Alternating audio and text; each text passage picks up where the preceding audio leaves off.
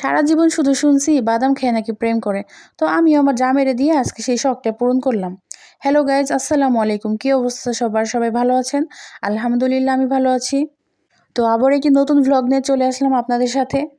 গতকালকে ছিল 16ই ডিসেম্বর, মহান বিজয় দিবস। তো ওই দিন আমরা সকালবেলায় চলে গিয়েছিলাম রমনা পার্কে ঘোরার জন্য। তো জামাই আমার সকালবেলা হঠাৎ বলতেছে চলো আমরা বের হয়ে যাই ঘুরতে।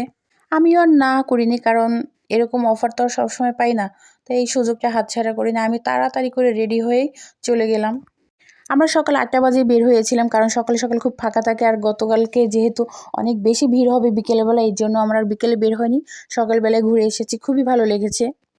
তো আমরা রিক্সাতে করে গেলাম, আর রাস্তাটা যেহেতু একদমই ফাঁকা ছিল, কারণ সকালবেলা ছিল, কোনো পরিমাণে জ্যাম ছিল না। আমরা খুব তাড়াতাড়ি এখানে পৌঁছে গেলাম, এবং যাওয়ার পরে আমার জামাই বলতেছে যে আসো আমরা আগে সকালে নাস্তাটা সেরে নিই। তো আমরা সকালবেলা খিচুড়ি খেলাম, সবজি খিচুড়ি ছিল আর সাথে ডিম ছিল। অসাধারণ ছিল খিচুড়িটা আমার কাছে। তো এখানে রাস্তাটা কি সুন্দর করে সাজানো, তাই না? আমি অনেক পতাকা খুঁজেছিলাম যে আমার ছেলের জন্য, কিন্তু পতাকা পাইনি তখন। তো তারপর আমরা এই তো চলে আসলাম রমনা পার্কে। এই জায়গাটা আমার অনেক বেশি প্রিয়। এই ব্যস্ততম নগরীতে মানুষের নিঃশ্বাস ফালানোর মতো হয়তো বা এরকম একটা জায়গা এই রমনা পার্কটা। এই জন্যই মূলত আমার কাছে অনেক বেশি প্রিয়। আর এখানে হাঁটাচলা করতে তো খুবই ভালো লাগে।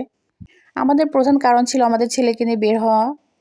যেহেতু আমার জামাই আজকে ফ্রি ছিল, এই জন্য আমাদেরকে নিয়ে বের হয়ে গেল। আমার ছেলে তো মাশাআল্লাহ মহা খুশি সে। আর আমি একটু এরকম ভিডিও করে নিলাম। এই ভিডিওটা আমার কাছে অনেক বেশি ভালো লাগে। তারপর এখানে দেখেন আমার ছেলে একটু খেলাধুলা করছিল, মানে আমার ছেলের থেকে তার বাবা বেশি খেলাধুলা করেছিল। যেহেতু আমার ছেলেটা এখন পর্যন্ত ছোট, আর একটু বেশি ভয় পায়, তাই ওর বাবা আসলে পরিচয় করে দিচ্ছিল সবগুলো খেলনার সাথে আর কি। তো এদেরকে দেখে আসলে ছোটবেলার কথা মনে পড়ে গেল, তাই না? কি সুন্দরভাবে দোলনা খাচ্ছে। সবার দেখে দেখে আমি একটু একটা বাজিয়ে নিলাম, এটার নাম কি আমি জানি না।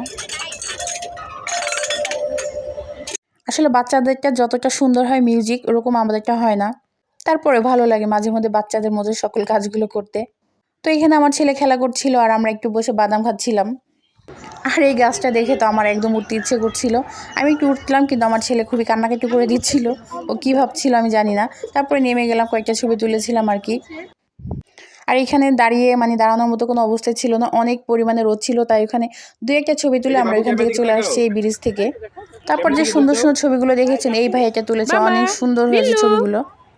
কিন্তু বাসায় আসার পর গাইজ আমার একটা জিনিস মনে পড়লো, তার নাম্বারটা যদি নিয়ে আসতাম তাহলে হয়তো বা পরবর্তীতে আমরা আরও অনেক সুন্দর সুন্দর ছবি তুলতে পারতাম। তাকে জিজ্ঞেস করেছিলাম তার কোনো ফেসবুক পেজ আছে কিনা, কিন্তু তার নেই, কিন্তু তার ছবিগুলো অনেক সুন্দর। আমরা আসলে অনেকক্ষণ সময় ছিলাম, দুপুর 1টা পর্যন্ত ছিলাম। অবশেষে আমরা বের হবো, কারণ আমার ছেলেটাও ক্লান্ত হয়ে যাচ্ছিল।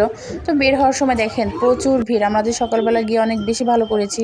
তো এই ফুলগুলো ঢুকতেই ফুলগুলো দেখা যায়, এই ফুলগুলো আমার কাছে গাঁদা ফুলটা অনেক বেশি প্রিয়। তো কেমন হলো বন্ধুরা আমার ভিডিওটা, অবশ্যই কমেন্ট করে জানাবেন। সবাই অনেক অনেক ভালো থাকবেন। আল্লাহ হাফিজ।